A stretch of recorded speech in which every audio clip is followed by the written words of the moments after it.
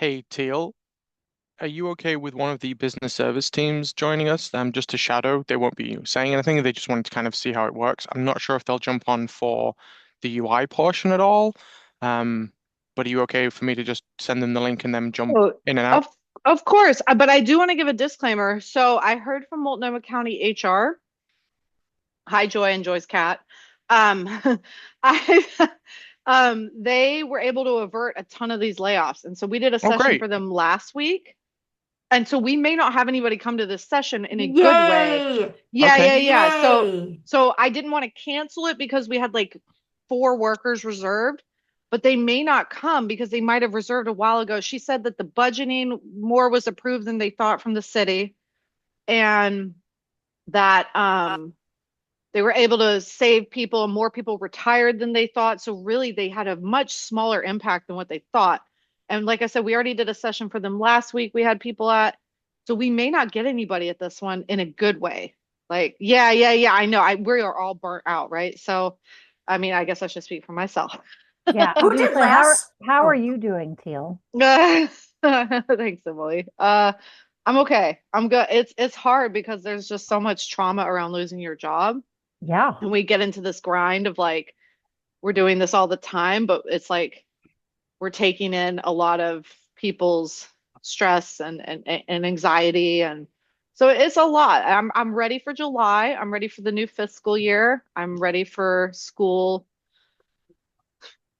reductions we in the past. Yeah. So yeah, but I like I said, I didn't want to cancel this one, but she did alert me a couple days ago we may not have anybody because they thought they were going to be reducing over 100, and it turns out it was like a dozen. So, and we did one Oh, last week. Joy, I don't remember. Maybe it was you last week, Joy. it wasn't. I was going to ask Oh, who it okay. was. Girl, Was I it don't know. Savani? No, I'm scared uh, to ask. I could yeah, look at my agenda real quick. Yeah. yeah, I'll do it. I have that email pulled up Yeah. because I Joy, was, it was you. It was you. Wait, It was you. last week. It was you and your cat on the 17th. Oh, and here he is again. He only makes debuts when I'm on video. That's the only time he comes up. I Because I like his remember trail. you were in the middle of the presentation and there was like this black, like, oh, oh. I'm not to laugh, and I can't just shove him down. I was like, okay, Mikey. It was. I was thinking for some reason I was thinking it was like 2 weeks ago, but it was just last week. You're right. That's See, the because time time is frame. weird. Well, Time is, yeah. Time is yeah, weird, and we've had enough layoff sessions this month that's for right. a year, and so it feels like it must have been 6 months Hmm. ago, but it Yeah. wasn't. Looks like we might have two people. Looks like Jesse and Adele. Welcome. Hi, Jesse. Hi, Adele. Hello. Nice to see y'all. Hi, thank you. You work with Multnomah County or are you with the unions? I'm with Multnomah County, Okay. and I am taking another job with them. So you're good. So I'm good, but I'm going half time. I jumped on because I had a question. Yeah, that's Oh, okay. I don't mean to Jesse, just yeah. no, you're good. We just heard from HR. I was just sharing with the presenters that the session may or may not happen because they actually averted much Okay, of good. the Yeah, predicted layoffs, which is great. that's good to hear. Um, Yeah. and we did a session last week and we had some workers there. And so we were wondering if we would have anybody today. Jesse, are you being laid off? Oh, you're muted. I am impacted. Yeah. Okay. Okay. Mhm. Got it. Got it. Got it. And Adele, what question do you have? Well, I'm taking a half-time job, so I'm getting a cut in hours and pay. And a friend of mine mentioned that you can apply for unemployment in that regard. Yeah. So I was curious about that. Depending on your pay rate and how much you're earning, if it's less than your benefit amount and less than 40 hours, you can still receive something. If it's more than your benefit amount and if you're earning more than your benefit amount gross earnings, then you wouldn't be eligible. What do you mean benefit amount? Your weekly benefit amount is the amount that you'd get per week based on your wages. And so the wages we are using right now, well, in July, we'd be using April of last year through March of this year. And there is a claims estimator online. And Let so, I was gonna say, let's go ahead. We'll just do the presentation for you okay. too, because Yeah. we are so thrilled that there aren't more people impacted. Like that's a positive. So Jesse and Adele, don't be shy. Like we're here for y'all. We'll just run through it. And Adele, we talk about partial reduction and Okay, how to great. apply and what that looks like. And then Jesse, you'll need this information as well. So we'll just go ahead and we'll run through. If either of you have questions, you can use that little hand icon in your Zoom, or you can just come off mute. When it's this small, we're super casual. So we'll just get rolling and we'll get through this quickly for y'all. So let's go next slide, Jason. And Joy, you can do your thing. All right. Okay, so unemployment insurance benefits, how do I qualify? You had to have earned enough income from wages over the last 18 or over an 18-month period. So if you're going to be filing, when is your potential last day of full time? Is that the end of June? It is. Yeah. Okay. So you'd be filing at the beginning of July potentially. And in July, we're using the wages April of last year, 2024, through March of this year.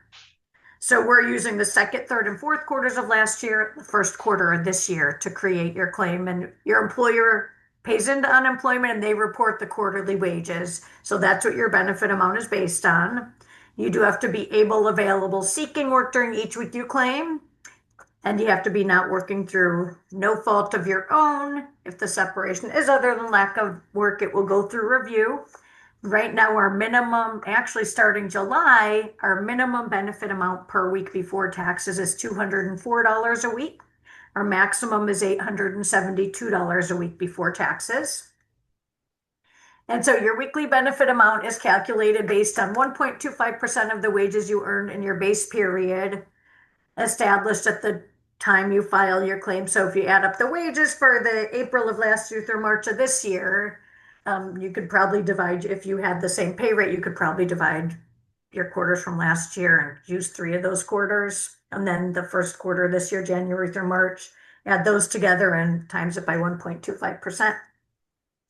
Like I say, there's the cap though. The cap starting July is $872 a week. And then again, the base period is the last 5 completed quarters. So we don't use the quarter we're in. Well, it's not technically the last 5 completed. It's the last 4 of the last 5 completed quarters. So we don't use the quarter we're in right now, and we don't use the quarter that just passed, and that's for tax purposes because wages don't have to be reported then. You will receive a wage and potential benefit report after filing your claim. If wages are missing, sometimes there's a social security number miskeyed, or if you have out of state wages, you can contact us and we can figure out how to get those wages or what's going on. But definitely review your wage and potential benefit report. And there is an estimator at the bottom of the screen here. Someone may put, I can't copy it. Someone may put it in the chat, but you can use the estimator there as well, and that can tell your potential benefit amount. Okay, next.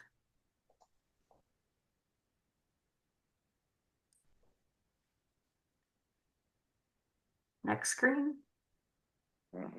Okay, so you have to create a Francis online account, and you're going to go to francis.oregon.gov.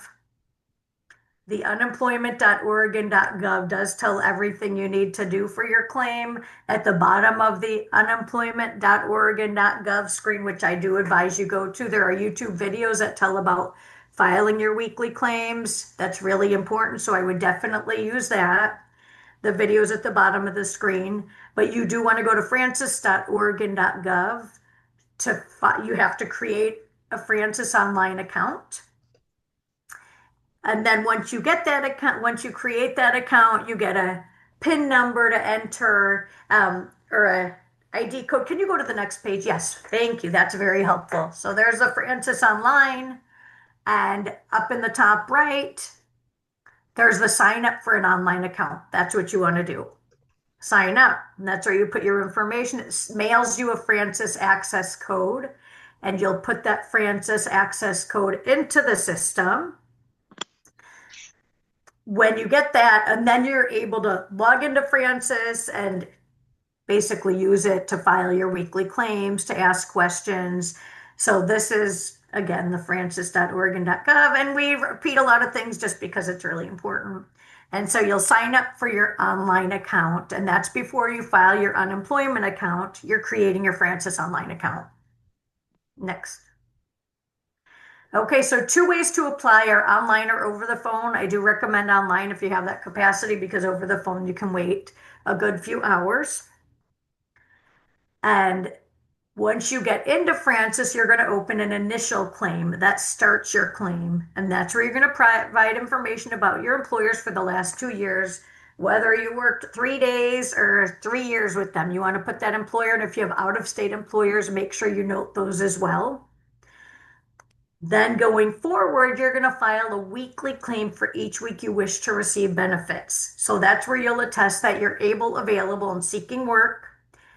You'll report details of your work searches. So each week you'll report 2 contacts, so 2 job applications and 3 activities. Now, if you are working part-time, one of those job contacts can be your employer. So you can put Multnomah County work to whatever the position, if you're working that week. Otherwise, but you do have to have other work searches and other activities as well. And so the other activities can be updating your resume, browsing job listing websites, attending WorkSource for your orientation, any job search related workshops, anything that has to do with seeking work is an activity. So it's at least 2 contacts. If you apply for 5 jobs, you can use all 5 towards your work searches and activities. Okay, so you're going to go to access the system. You'll go to your francis.oregon.gov and log on to your online account. And the phone number to contact us was on that prior page also, the 877 number. I have that written somewhere. If you wanted to call us, it's 877-345-3484. Like I said, the hold times can be long. There it is. But people do get through. We also have a live chat feature, which I'll tell you about in a little bit. And then we can go to the next page. And so through Francis, you can ask questions, send documents, view messages, or make contact by selecting the messages panel. So you go to your home page and then click the I want to, and that's where you can view messages, send messages. You can also view letters there as well. And next. Okay. How do I claim a week of benefits? You'll need to file a claim for the previous week. So you're always claiming for the week that just passed. So for example, and I use my calendar on my wall here, today is the 25th. So if you're claiming today, you'd be claiming for last week, and that would be the 15th to 21st. You're always claiming Sunday through Saturday of the week that just passed. So when you claim for last week, you're reporting your work searches and activities for last week and any work you may have done, because you report when you do the work, not when you're paid. You report gross earnings. So that's where you'll file a claim. You'll certify that you are able, available, and seeking work for that period. You'll provide your work seeking activities, the 2 contacts, and 3 activities. Uh-huh. I think we just had someone join. Welcome. Is it Dionza? Hopefully I'm saying that right. Yeah, Jason. sorry, I didn't realize I wasn't muted. Oh, it's okay. Yeah. Yeah. Go ahead. Go ahead. Yeah, that's perfect. And then anytime you have a question, just unmute or use your little hand icon in the Zoom. Joy, you're muted. I bet the cat did that. Okay, so when you go online to file your claim, you're going to click into your claim. It'll show ready to file. And so it always will show the week prior, and it'll say file now. And that's where you'll press and answer questions and file for the week that just passed.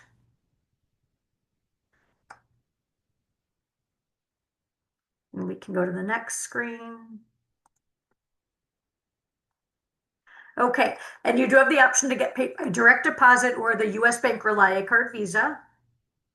When you file your claim, you have the option to put your direct deposit banking information online. No fees, obviously. You put your bank account information. You can do it when you're filing your claim, or you can update it. If you're in the middle of a claim and your bank changes, you can update the information online. If you don't fill out direct deposit information, you'll automatically go on the ReliaCard debit card. That can have some fees associated. It does explain online, and it's usually not anything. It's if you use the ATM out of network or you need a replacement card. They don't always charge for that unless you want it expedited or if your account is inactive for 365 days. But those are the two manners of unemployment payment if you're in pay status. Next. Okay, so sign up for direct deposit. You can sign up for direct deposit at francis.oregon.gov. And this is if you've already filed your claim. You would go to your Francis account and you go to the more section and manage. You go to the manage my profile actually, and then you go to the manage payment channels. And that's where you'd set up a new payment channel. And that's where you put your bank information, your routing, account number. If any information is incorrect, you'll automatically be put on the ReliaCard debit card. And then unemployment insurance is taxable. They take up 10% federal, 6% state.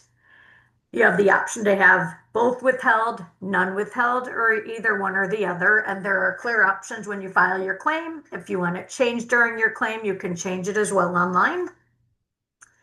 And you will get a 1099 during tax season in the mail showing your benefit payments. So you'll have that to file, and that's the following tax season. Maintaining unemployment eligibility, you do have to do iMatch skills, the welcome process, and ID verification. They call it in-person ID verification. There are two ID verifications that are required. One is the system automatically will verify your ID, and they're either, I call it an automatic background check or something. So the system, if they need more information from you, you'll get a letter in the mail, and they call it a quiz or a PIN code that will only come in the mail. We don't have access to that. So make sure once you get that letter for your ID through your Francis account that you get online and you'll enter verify my identity. And that's where you'll enter that PIN or quiz. Otherwise, not otherwise. In addition, ID verification in person is at the WorkSource Center. And so you'll do your iMatch skills online. That you can do. You don't have to wait till you have a claim, although you might, it does count as a work search activity that registers you for seeking work. And then the welcome process is a requirement. Make sure you do that timely. It does give you, I believe, 14 days from when you file your claim. And they used to waive, if you were late, they used to waive them. They stopped doing that. So if you're late, you lose out on those weeks, and that's new. So just don't miss out on the deadlines. Make sure you read all your mail. And the welcome process is meeting with someone one-on-one at the WorkSource Center. They go over your work searches, they go over basically make sure your resume is good, your iMatch skills, they tell about classes and potential trainings and everything, and that is a requirement. And then at that point, you'll do your in-person ID verification, which you'll bring ID as well to be verified. You can also schedule that virtual as well. Next. And it does show in online whether you choose to get your mail online or paper, you will have this in the mail as well or on your online portal. It does show your primary and secondary documents. So you need a driver's license or ID, passport card. If you have a driver's license and a passport, those are two primary documents and that's acceptable. Otherwise, it's one primary and two secondary documents. So it could be a license and a social security card, a W-2, a birth certificate, and everything's listed here. So a bill not older than 90 days. So it shouldn't be too difficult to meet those requirements, but make sure you do have them when you go get your ID verified. And make sure your passport and ID cards are signed, otherwise they will not count as adequate ID. The 3 A's of unemployment: you need to be able to work, available for work, and actively seeking work. Available means you need to be physically and mentally capable of performing the work you're seeking. Available means you must be willing to work full-time, part-time, temporary, and permanent work, and be available for work during all days and hours customary for the type of work you're seeking. It also means being capable of accepting and reporting for all suitable work opportunities in your labor market. Actively seeking work: you must do what a reasonable person would do to return to work as soon as possible.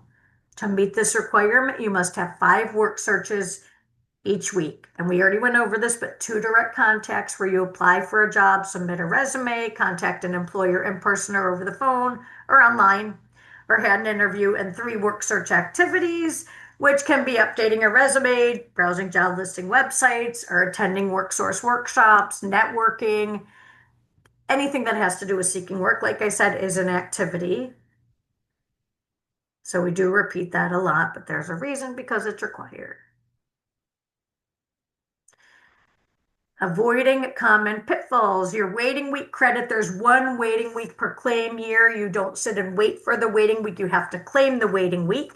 To be eligible for the waiting week, you have to work less than 40 hours and earn less than your benefit amount and be available and seeking work. So you have to claim the waiting week. Let's say you claim the waiting week and you get a job, or you go on vacation, or you're not claiming, and then you go to restart your claim again. Your waiting weeks are, as long as your waiting week's credited, it's already done, 1 per the year of your claim. So don't wait to file your claim as long as you're able, available, and seeking work that first week you want to claim. And then if you travel outside of your labor market, so if you're gone for more than half the week, you may not be eligible. If the week is claimed, your claim may be reviewed for eligibility. So your labor market is where a reasonable person in your line of work would seek work.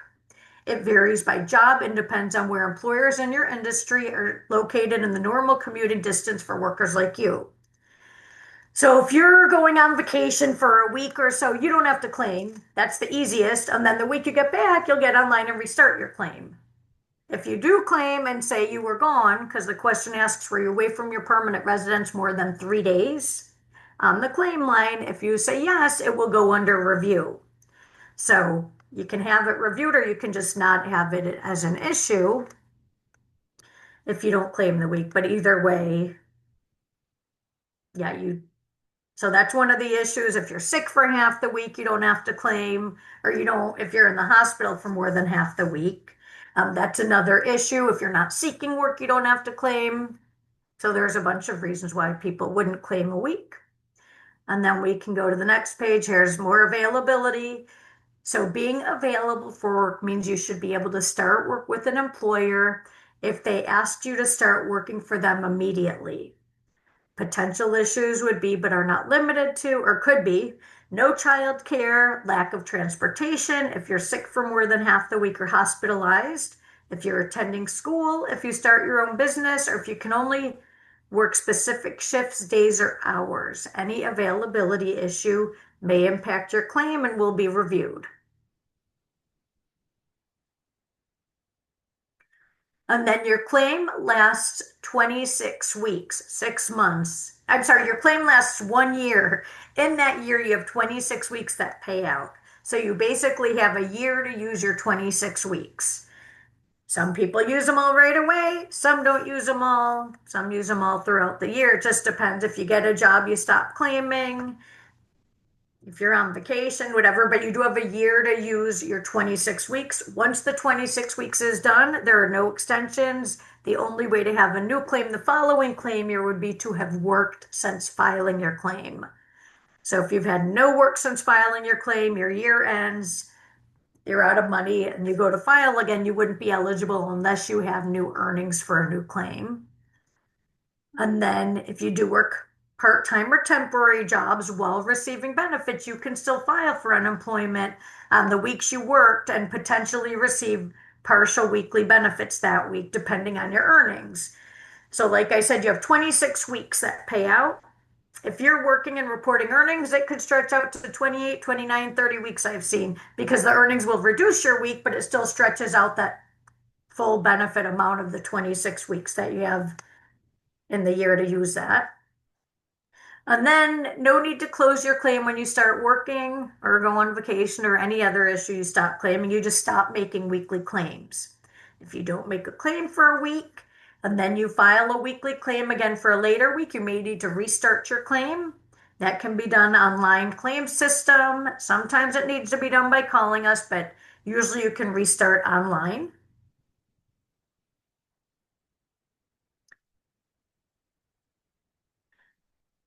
And I was also going to say, if you do not have to report any severance or payouts.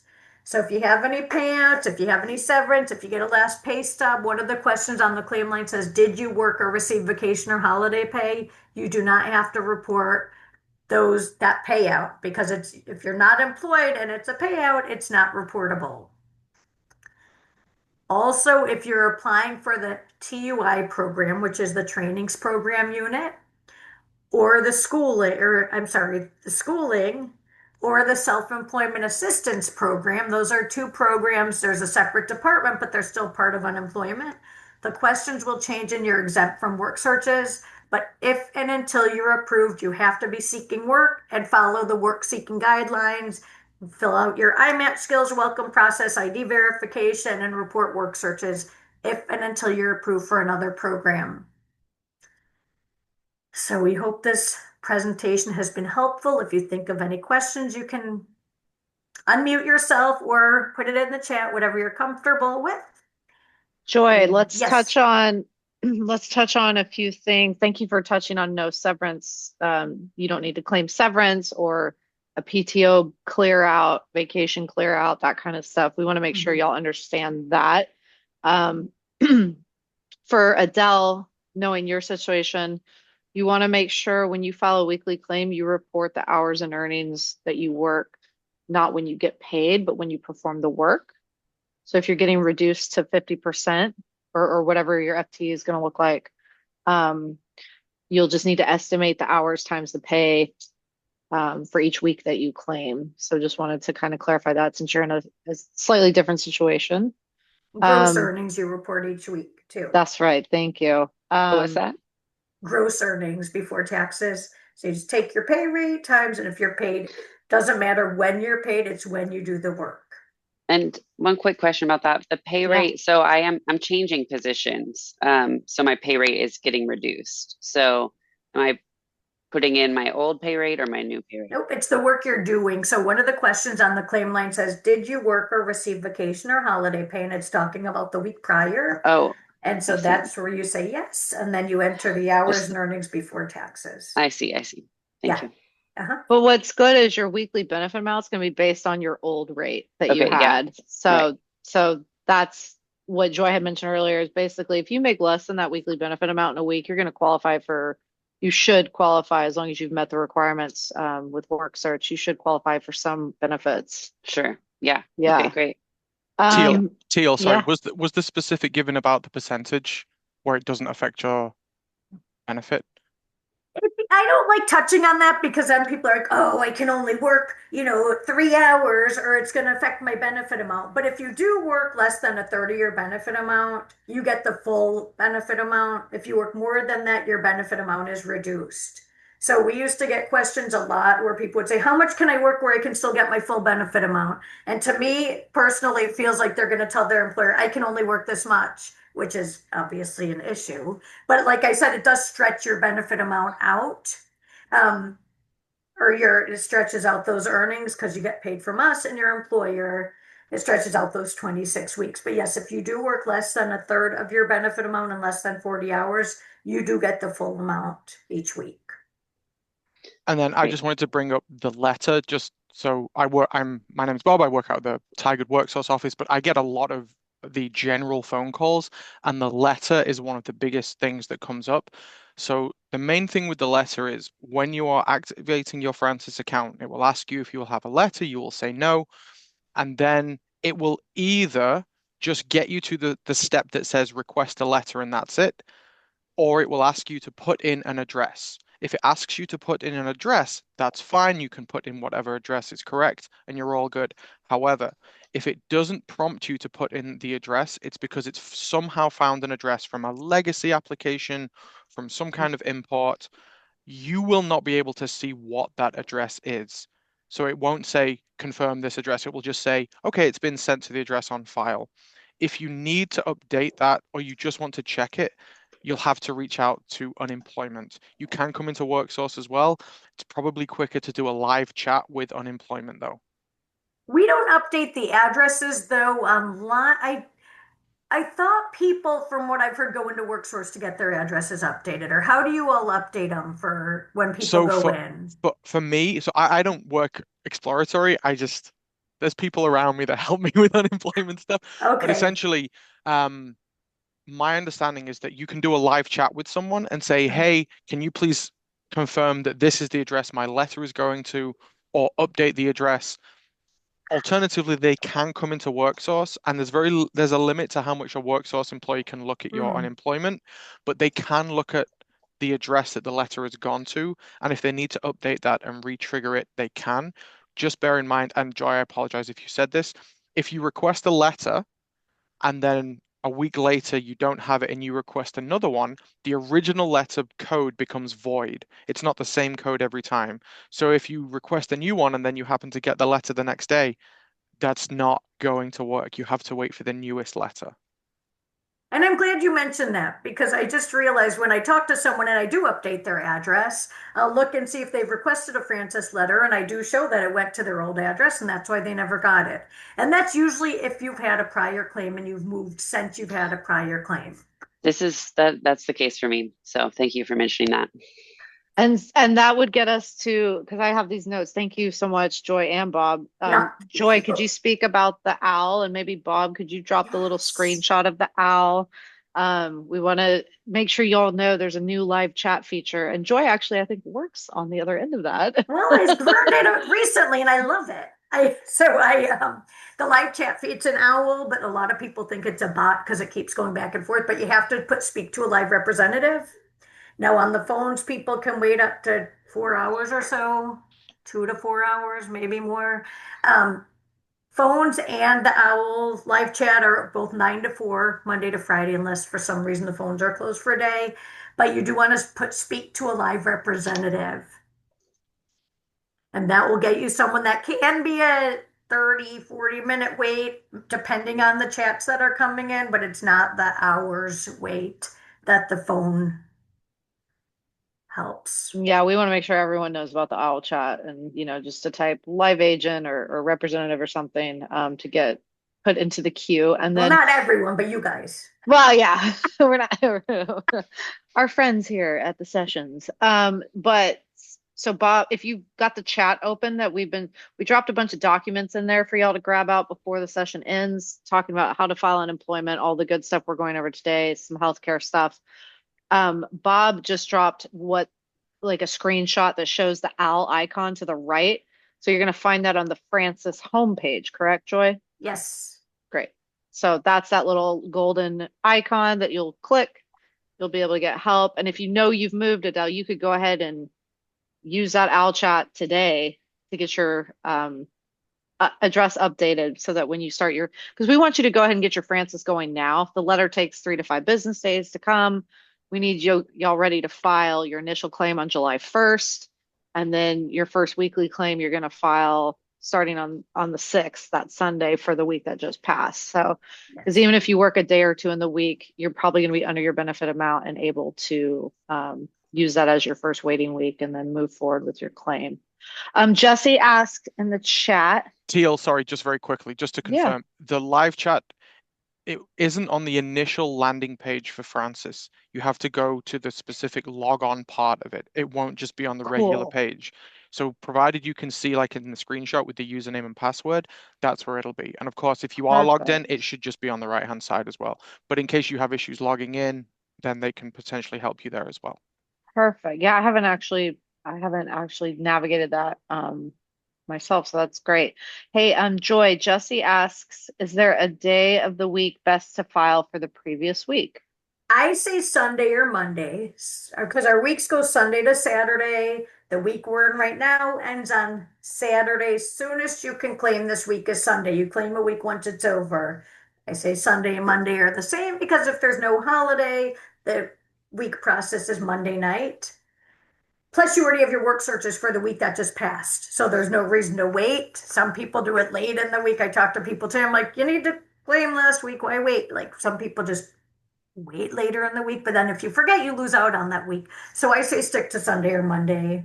If something holds it up, you're okay claiming Tuesday or Wednesday or Thursday, but I say stick to the beginning of the week.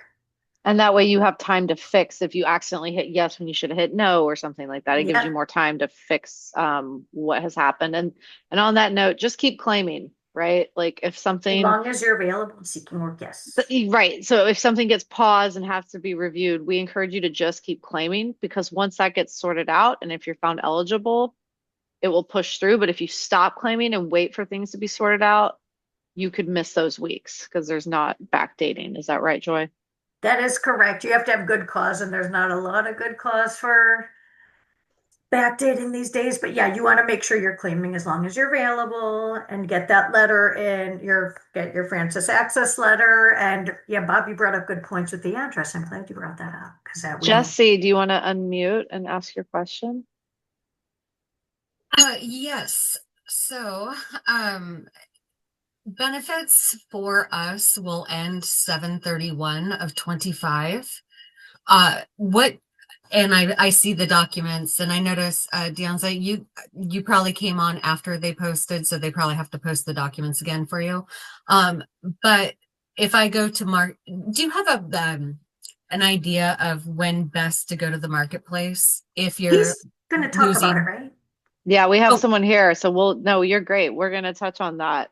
We kind of had a casual start just because there were a couple of you got and it. we started talking, but usually I give that overview. So yes, Oh, good. we will Okay. have someone from a health insurance marketplace and they will address all that. And I apologize for not doing that in the beginning. That's kind of my spiel, and I definitely skipped it. So sorry about that, Jesse. No, but while we're on the subject, one more question. How do we document? I've never been on unemployment before. I know, knock on wood, it's been 21 years. So my question is, how do you document your searches and whatnot to be valid proof for the state? You want to keep track, like if a notebook, if you have an online record, however you keep track of records, I would do that. So when you go to claim your week, you'll log in online. There is a claim line number if you can call if you don't have the online access. But if you do online, there's spaces to put the date you applied, the position you applied for, where the position's located, if you were hired or not. Hold on, it's the date, name of the company, position you applied for, how you applied, whether it's online, in person, over the phone. I think it says email instead of online. I don't like that option, but that's, and then if you were hired or not. And so if you work, and I just had this question recently, if you do work during a week and you're claiming, you can put worked or you can put hired. I don't know if worked is option, but you can put hired under your work search activities because you are working. So you're obviously hired. Okay. So did that help? That did help. So it's just note taking. I don't need Nope, screenshots. no. And if they Okay. did have question, they can call and verify with the employer. But yeah, Okay. screenshots, however you keep records, that's how. Okay. And Jesse, if you're on, let's say you're on Indeed and you do Mhm. 5 applications on Indeed that week, the advice we've heard before is just capture each job listing number Job so listing that the number. Got it. system doesn't see Indeed 5 times and get hung up thinking you're Got it. not doing 5 separate things. Is that right, Joy? Hmm. Yeah, if it's, I don't like saying Craigslist because a lot of people don't use that. But if it's Indeed or Glassdoor or however you're looking online and there's no company name, make sure you use the job posting ID number. So you can put Select like ID, unique Indeed identity. posting ID number. Yeah. Okay. Hmm. Perfect. Thank you. Hmm. Yeah, great questions. And then one other thing I wanted to flag for y'all, I'm gonna let Joy speak to it, but there is a union question. And so in case your members currently I think we have a few unions at Multnomah County, predominantly ask me, Joy, could you just speak to that question? And Yes. So when it asks if you're in a union where you get all your work through a hiring home, make sure you say no. because that's I say it's more the construction trades for the most part. So you don't want to say you're in a union because you're not in a closed union where you're exempt from work searches. So make sure you do answer no to that. We just like to flag that because when you're going through and you see union, a lot of times I know myself when I was on unemployment, I saw, oh, Mhm. union. And I went and checked and I was like, wait, hiring home? That's not me. So we like to flag that. We don't want anybody's claim to be held up if we can avoid it. You do not need to report payout of vacation. No. No payouts, no. If it's a payout and you're not employed, you do not need to report that severance, nothing. No payouts as long as you're not employer attached. Yeah, and that's a great, we like to flag that as well because we know a lot of times the employer will clear the books at the end and people think, oh, that's going to impact my claim. But in the state of Oregon, it does not. Correct. Yeah, thank you. Thank you so Sorry, much, just Joy. one Oh, one more thing. Sorry. it's It was okay. another. It just came up this morning on a phone call. Was if you are denied a week, you're away for whatever reason. It's not an ongoing denial. It's just for that particular week.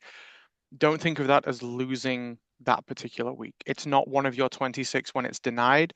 It just means for that week you can't get it. You think of it as moving to the end of those 26 weeks. Um, I it's when I've spoken to people about it, they've seemed very relieved. When I was on unemployment, I wasn't aware.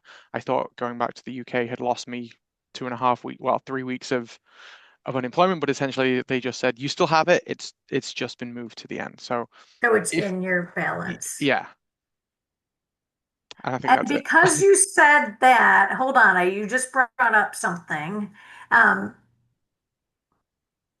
if you get a questionnaire in the mail, because a lot of them don't really make sense, like if you answer you were out of the labor market on accident, or you couldn't work on accident, and some people are like, well, that doesn't apply.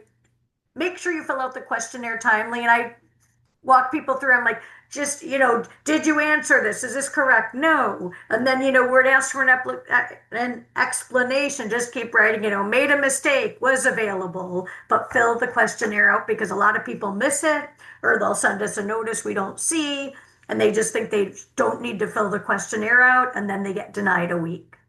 So if you fill it out and it was a mistake, that can be resolved, but make sure you log into Francis frequently to check for any updates and check your mail frequently.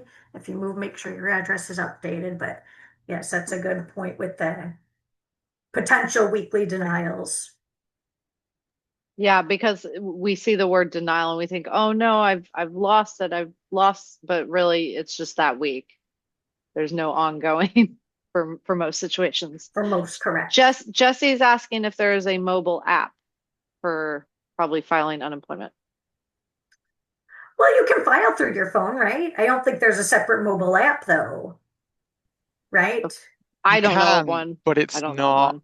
It's not mobile good. I don't know what's the word. It's Friendly? yeah. I would not. You can do what you want. I wouldn't do it by my phone because there's so much going on, and it's just not. It's going to annoy. I can't remember this word. It's just not fit for it, shall we say? As far as your work searches and everything, you mean like reporting. Optimized. That's the word. It's not optimized for it. There we go. And That's a great question. mhm. You can use computers at the work source center, library, wherever else, or tablet or whatever.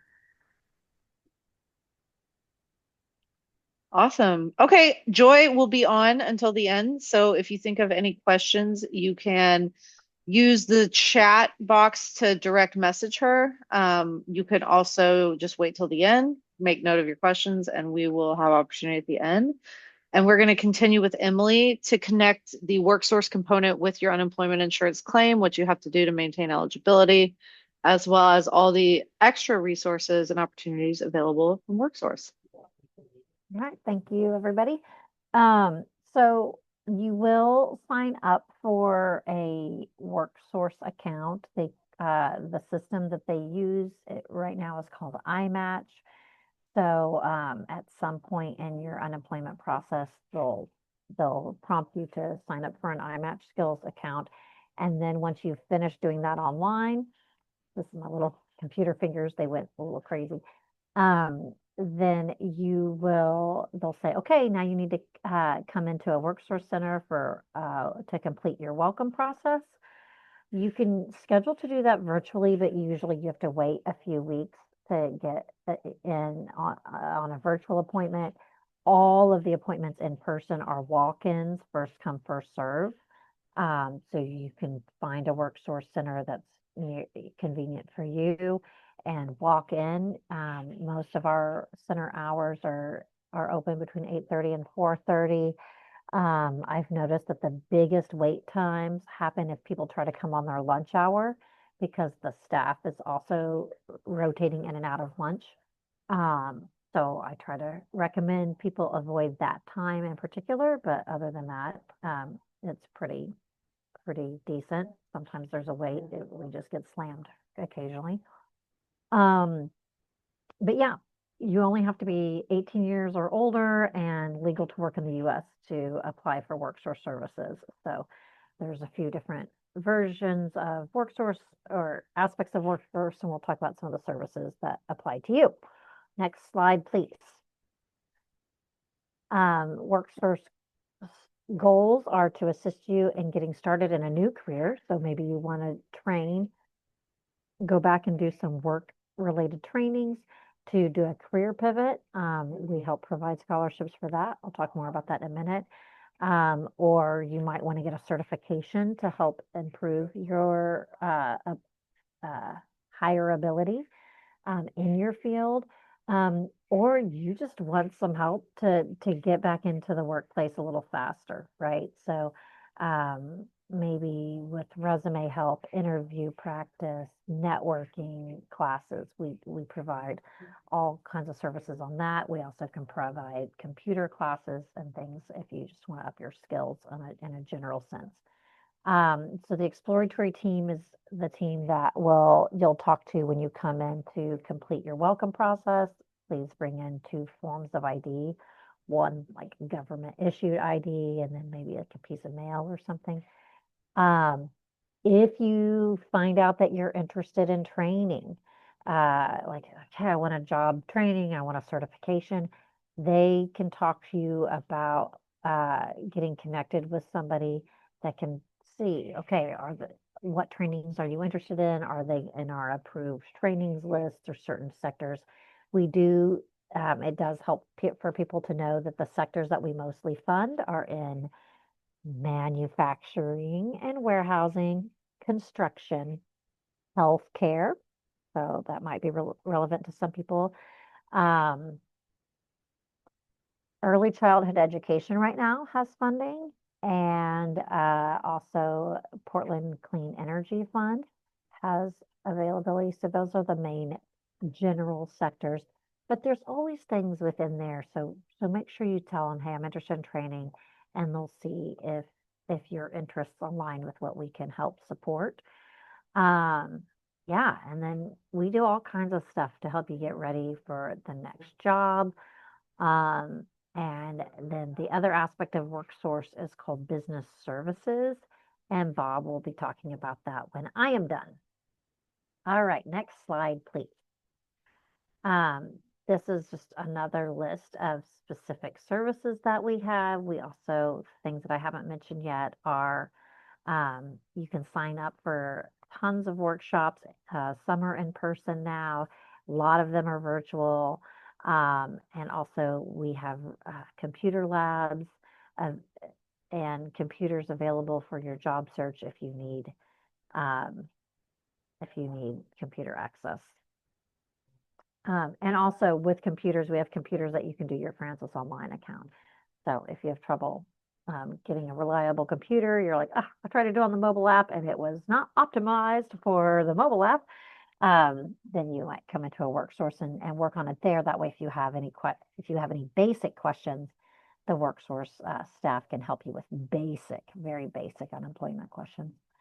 And then the next slide.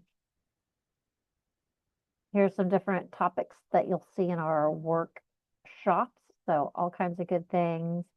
Networking and interviewing and resumes are some of the classes that I teach that are really popular because people want to get better at that. All right, next. Oh, and make sure you use, if you go to a work source workshop, you can use that as a work search activity for your unemployment. It's part of the American Job Center network, so there's work source centers that may be called something else if you live in a different state or you move to a different state. So look that up.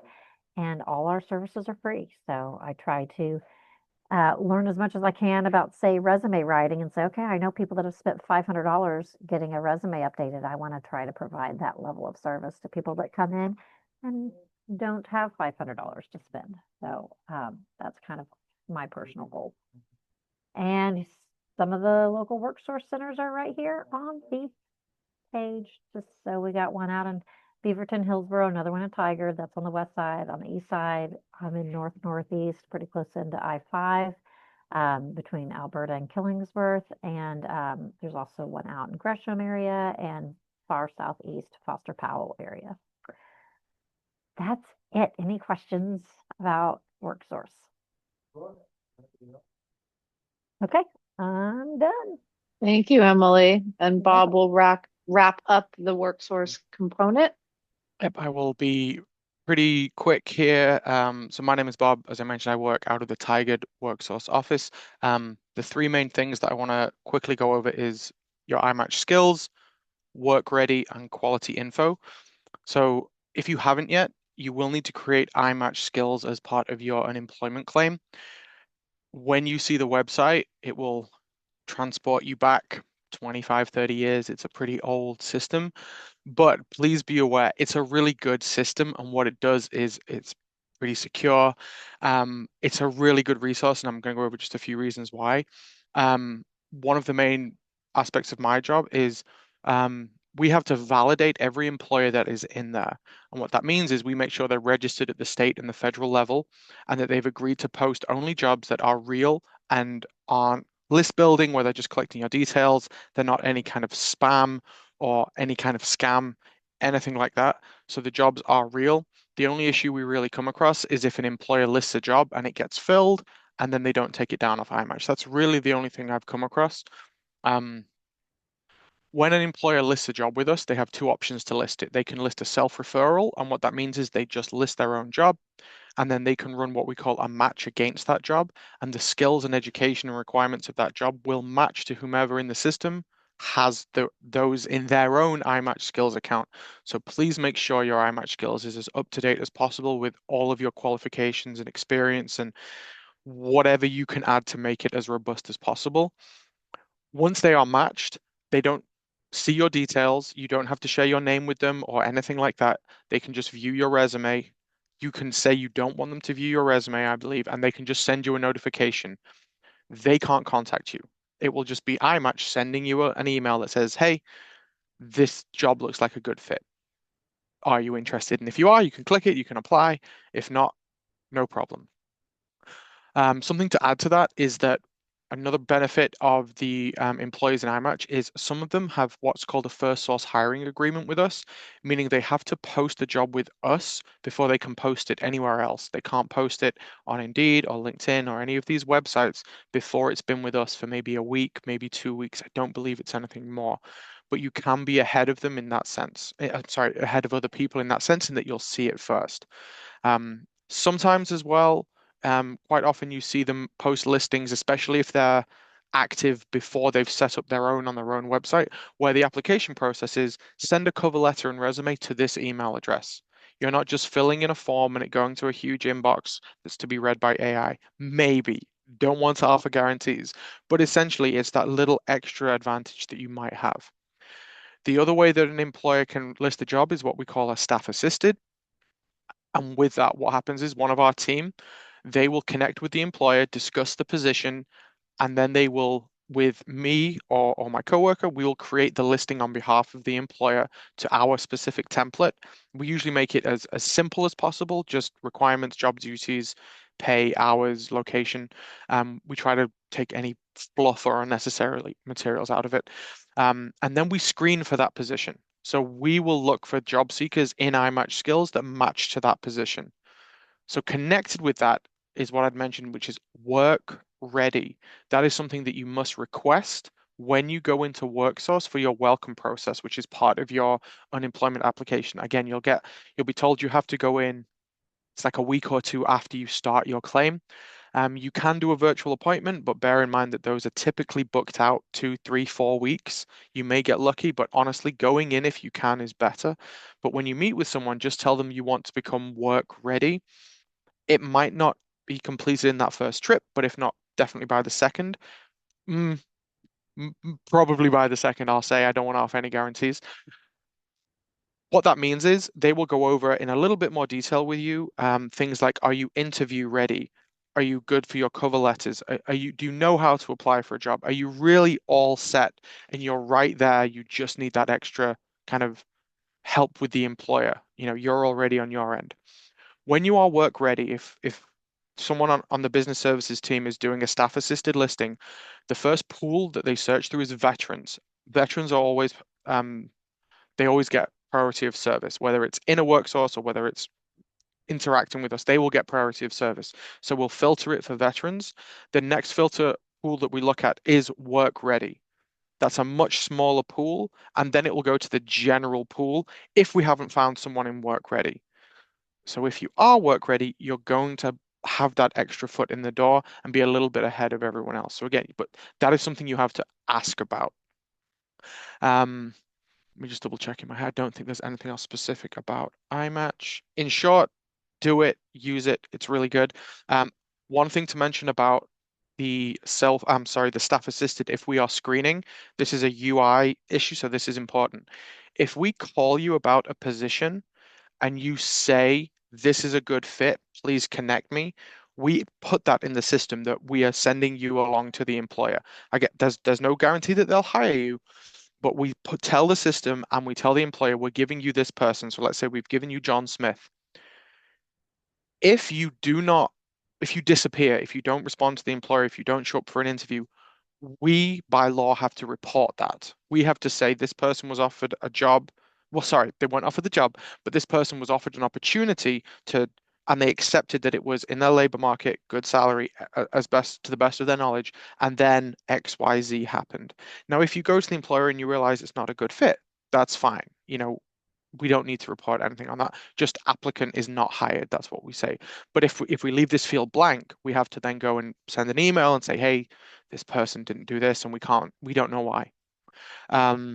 Okay, quality info. So Teal has put that in the chat. Thank you very much. Quality info is a great resource. It is state reported numbers. It's not something that people can just write in. It's not like Glassdoor where you can put in a salary and there's no proof. Every job has a specific code. We call it a SOC code. When employers report wages, they're reported against that code.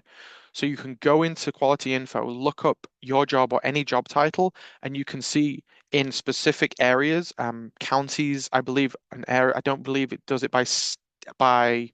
I think county is the smallest one, but it will tell you the median salary for that position. We use it because sometimes we have to go to employers and say, hey, your salary is too low for this job. You've got to raise it because you're $10 below what is the average. So you can also look up what is the job market like for this particular job and this SOC code. And it will say, well, right now this many people are employed with this. This is how many people are. This is how many jobs that are open looking for this. And you can look at those job listings. Quality info does scrape, meaning it pulls from other websites, including us, but it will also be Indeed and LinkedIn and things like that. So please don't think that it's not as robustly secure from the job search perspective. But of course, if it links you to an iMatch skills one, then it's great. And that's not to say that I don't want to discourage you from using Indeed or LinkedIn. I got this job through LinkedIn, so it's not all bad. And quality info also has things such as what's really good is if you have a particular job your SOC code, let's say, has a list of skills associated with it. You can look up what other relevant jobs that you may never have heard of. You may not even know that you're qualified for that particular position. It will say these are all of the things that this person can do with the skills from this job. I always mention that when I meet people, they tell me what they do, and unless it's something like a doctor or a fireman, I don't know what that means. I don't know what their job is. I don't know what that title means, whatever it might be. So there'll be jobs in there, and you may never have heard of it, and you might find a really good connection there. And the very last thing is I run the WorkSource LinkedIn page. We put something in there every day. Most of the time, it's links, it's flyers and links to events that are going on. It's statewide, so it's mostly focused on the metro area because that's where most things are. A few things in further south, but less so if you're in the more rural areas. But if you follow that, we post timetables of different WorkSource office locations, things going on, different events coming up, hiring events, job fairs, meeting with certain employers. We do work with a lot of hiring events. Um, right now, healthcare is the biggest market that's hiring. We're looking at listing jobs every day. Healthcare is the big one. It has been for the past 9 months or however long I've been here. Um, but we are adding jobs. There are probably hundreds of jobs added to iMatch Skills every week, and it's a broad range of what is added. So please use iMatch. Please make sure to tell whoever you're speaking to that you want to become work ready and utilize quality info. And that's it. Thank you, Bob. Appreciate that. Lots of good information and resources. And so for the final part, we're going to bring up Michael from the Oregon Health Insurance Marketplace. Oh, sorry. Go ahead, Jesse. Yeah. Just a quick question. So I have quite a few years in more of a senior level HR and Workday. Do I have to apply for lower level positions if there is nothing of my level in order to get unemployment benefits? Joy, are you there? I am here, and I tell people to don't apply for something that you're not willing to take. And if you're Thank not you. sure what Okay. yeah, don't apply for something like I wouldn't apply for a doctor because I couldn't be a doctor. Okay. So, well, maybe I could one day, but no. But I wouldn't apply. So I'd be applying, and then let's say you apply for something and you don't know their rate or you don't know their pay scale or something, and it sounds like a good fit. If it's you Mhm. tell them what you're expecting, and if that like you're doing the best you can. But yeah, just don't apply for something somewhere you're not willing to drive to if it's Okay. unreasonably outside of your labor market. Okay. Yeah, it's just the HR market's a little saturated and it's Yeah. especially the higher level jobs. So I didn't Mhm. know in order to get those unemployment benefits, if there is nothing for those that two, right? I have to apply for two every week. At least two jobs and then three activities. So yeah, at least two jobs. So I may end up having to apply in order to meet that two quota. I'd have to apply for possibly something lower level. Is that correct? If there's nothing at mine. I mean, it's because some are remote, right? There can be some remote. You want to do the best you can in applying for something if you're willing to maybe do something else, which is in the field, kind of like I know Mm-hmm. we've had different, I don't know if they're HR per se, or could you do payroll or something? You know what I'm saying? I just think like Got it. that, like and WorkSource sometimes has trainings for things if there's something that you're wanting to do, but no, we're not asking you to step down. And I think they don't Okay. ask you unless you're willing to because you're not finding anything. I hope I'm not in that category, but just Yes, and wanted to I, know the parameters about the job application. So you've answered it. Thank you. you're welcome. And I think Jesse, take quality, it. sorry. I was just going to say, take Yeah. advantage of Bob and his team because they're employer facing. They're connected to employers all over the state and they Okay. know who's looking for what talent and they know they can Okay. look at your skill sets and be like, oh, these skill sets are applicable to these other jobs we are trying to help employers fill. Go ahead, Bob. Yeah, I was just going to say that's where quality info would really come in, where you can see Okay. like this is what I've been doing, what is connected to that, because HR is something my wife was doing. Yep. But it meant that she had all these other things that were applicable to it because it's working with people. And of course, if you're really good working with people, that's opens so many doors. I appreciate that. I've been taking plenty of notes, so I appreciate all of you. Thank you so much. Jesse, this is just an offshoot. I work on call at Hyatt Regency in Portland next to the Moda, and they're definitely hiring a director of HR right now. Well, that's a little too high, but thank you. Oh, Looking okay. out for me is great. But no, I appreciate that. Yeah, I don't, this is my first time on doing this, and I don't know what the bounds are, so I'm just trying to get my feelers Yeah. and figure it out. So I appreciate it. Thank you. Watch the videos too if you need on that unemployment.oregon.gov. If you scroll down, there's some YouTube videos. I've watched them because I'm like, oh, this is great to know. You say you don't know until you know. Awesome. Michael, let's get going with healthcare. Jason, you want to click to our next slide and we Yeah, will we will and talk hopefully about we'll all the also options. Yeah. also catch that question that came in a bit earlier. I'm hoping that was from you, Jesse. Okay, good. All right, so I'm going to go through this pretty briefly, but again, we'll be happy to field that question as well. So as you're looking at the options, there's two different types of buckets, if you will. The public side, which is going to be Medicaid programs like OHP Plus and Bridge, Medicare, of course, and VA benefits. And then on the private side, you'll have employer coverage, COBRA, of course, to continue that coverage after employment, direct purchase, so coverage procured directly through an insurance carrier, and coverage through the Oregon Health Insurance Marketplace, which is where you can go to get help paying for the coverage as well. Next slide. So COBRA, of course, is that continuation. You're, as an HR specialist, well aware of COBRA, I'm sure. And it is a good option for some, but it's the probably most expensive option, honestly. You'll pay the full cost, unlike before when the employer was helping to subsidize that cost. So the full cost plus a 2.5% administrative fee. So it can be very expensive. And oftentimes, folks, if they do elect COBRA, can get into a predicament of not being able to continue to pay for the COBRA and then kind of feeling stuck. So some things to keep in mind there. Next slide. So private health insurance, talked about the two different tracks. Of course, direct through an insurance company kind of limits your ability to really compare options. And of course, you're going to be on the hook for the full out-of-pocket cost. So the other option, of course, through the marketplace, likely that you'll qualify for some financial help. Many folks qualify for significant help. And you can also compare plans. So it gives you that chance to do an apples to apples look at the different plans that are out there in the private market and kind of how they compare to what you had as an active employee. Next slide. So financial help, talked about that through the marketplace. Premium tax credits will help reduce the monthly cost to keep your coverage in force.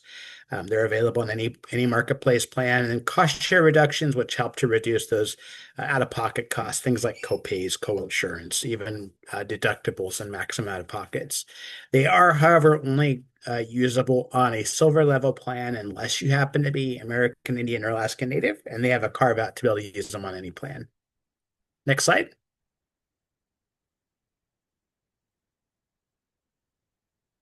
So OHP, talked about that. That's the Medicaid program in Oregon, completely free to the members. And it's available all year. So no specific enrollment times or special enrollment times. Private coverage is going to require that you pick a plan within 60 days of losing coverage, and the same for COBRA. That's not the case with the Medicaid programs. They're available all year. They're going to look at some different criteria such as family size, household income, age, pregnancy status, and then there are some additional programs based on age, blindness, and disability as well. Next slide. So the newer program on the Medicaid side in Oregon is the Bridge Plan. That's just going to be basically the same as the standard OHP Plus, though it lets you enroll and become eligible at higher income levels. So basically the same coverage, still free, still available all year. But again, you can have a little bit more income and still qualify. Next slide. Medicare, of course, if you're 65 or older, in some cases younger if you have certain disabilities. It is through Social Security, so you'd have to get signed up there. And they're going to have similar sign up periods as do on the private insurance side. Next slide. Some additional programs to save on Medicare costs. Really, the best thing on this slide is the Aging and Disability Resource Center of Oregon. They're a great resource to be able to look at these kinds of programs and others that are out there. Their contact information is here at the bottom of the slide. Next slide. So we'll talk about Sheba a little bit. Sheba is another partner agency that's really good at helping with Medicare-related questions. Senior Health Insurance Benefits Assistance is what that acronym is short for. And again, they have a wealth of information. It's completely free help. So any questions you have around the Medicare side, or if you know folks that have questions or suspect that maybe they've been dealing with fraud, that's a good organization to utilize. Next slide. So just to recap, really look at your options. I think if I recall, the question that came across earlier was, when do you start? When do you reach out? And really, that's a question that's kind of case by case, but the answer is can't really start too soon. So, if you're looking at coverage ending here in the near future, understanding that new coverage is going to be prospective, so it's not going to necessarily back right up to your ending of your current coverage. Ways best to get in and start looking sooner than later. Reach out to us. We want to be a resource for you. So anything we can do to help answer questions or give you some guidance or even get you connected with our professionals that we work with. We have a whole network of amazing community partners and licensed insurance agents that partner with us and can help you completely free to use. So they're great resources and terrific at what they do. We also have some neat tools on our website at OregonHealthcare.gov. We have a window shopping tool that gives you really cool information on what's out there in the private market, what you'd qualify for in the way of help, what it might cost you for the all-in cost to have a plan to the private market, and what your out-of-pocket costs might look like, and kind of be able to compare that to what you had on the employer side. We also have that Get Help tool, which is a way to connect with and locate folks, as I just mentioned, that are in our network of partners that work with us. Lastly, just remember you have 60 days to act. So keep that in mind. Yes, I see a hand. Go ahead.